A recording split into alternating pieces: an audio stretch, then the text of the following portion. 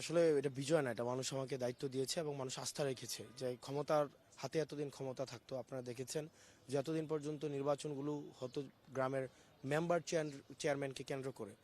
আমি এই কাঠামোটার বিরুদ্ধে ছিলাম। আমি সরাসরি এই গ্রামের মেম্বার চেয়ারম্যানদের উপরে নির্ভর না করে আমি জনগণের কাছে ছুটে গিয়েছি। গত 1.5 বছর আমি প্রত্যেকটা মানুষের কাছে গিয়েছি, বিশেষ করে নারী ভোটারদের কাছে আমি যাওয়ার চেষ্টা করেছি। প্রত্যেকটা গ্রামে, অলমোস্ট প্রত্যেকটা গ্রামে, আমার 212টা গ্রাম আছে, আমি 212টা গ্রামে গিয়েছি এবং 300-রও বেশি উঠান বৈঠক করেছি। তো যার ফলে যেটা হয়েছে, বিএনপি আওয়ামী লীগ যখন আমার বিরুদ্ধে একসাথে হয়ে যায়, আপনারা ভোটের আগের দিন দেখেছেন ভারত থেকে হাসিনা নির্দেশনা দিচ্ছে আমাকে হারানোর জন্য কী কী করা লাগবে।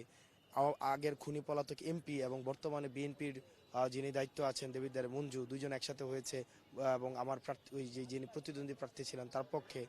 তো ওনারা দেখা গিয়েছে কি আপনার চেয়ারম্যান মেম্বারদের হয়তো টাকা পয়সা দিয়েছে, কিন্তু তাদের কথা জনতা শোনে নাই।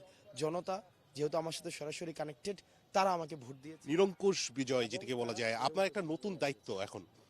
আহ, ছাত্র ছিলেন, গণ অভ্যুত্থান করেছেন, গণ অভ্যুত্থানে বিজয় এনেছেন, নতুনভাবে সংসদে যাবেন। তো সেই দায়িত্বটিকে কিভাবে পালন করবেন বলে মনে করছেন, এবং বিরোধী দল হিসেবে দায়িত্বটি আপনার কি থাকবে? এগুলো নিয়ে চিন্তা ভাবনা করতে হবে কি কখনো।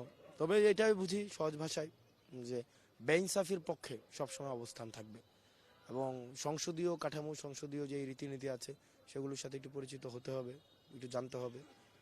তবে ওয়ানলাইনার বেআইনসাফি যেই করবে, সে যতই ক্ষমতাবান হোক না কেন, যত শক্তিশালী মানুষই হোক না কেন, যতই অবৈধ জনবল থাকুক না কেন, দিন শেষে আমাদেরকে থামাইতে পারবে না। শুভকামনা আপনাকে।